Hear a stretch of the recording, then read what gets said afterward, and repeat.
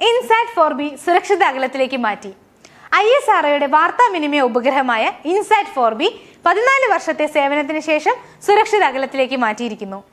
ജനുവരി 24 കാലാവധി പൂർത്തിയായ ഈ കൃത്രിമ ഉപഗ്രഹത്തെ ഇന്ത്യൻ ബഹിരാകാശ ഏജൻസിയാണ് സുരക്ഷിത അകലത്തിലേക്ക് മാറ്റിയത്. ഇന്ത്യയുടെ 21ാമത്തെ ജിയോ സാറ്റലൈറ്റ് ആണ് INSAT 4B. 2007 March 12 INSAT 4B വിക്ഷേപിച്ചത് DTHനും മറ്റ് വാർത്താവിനിമയ ഉപാധികൾക്കും വേണ്ടിയാണ്. വിക്ഷേപണ സമയത്ത് 12 വർഷത്തെ കാലയളവാണ് പ്രതീക്ഷിച്ചിരുന്നത്. എങ്കിലും 14 വർഷത്തെ സേവനം ലഭിച്ചു.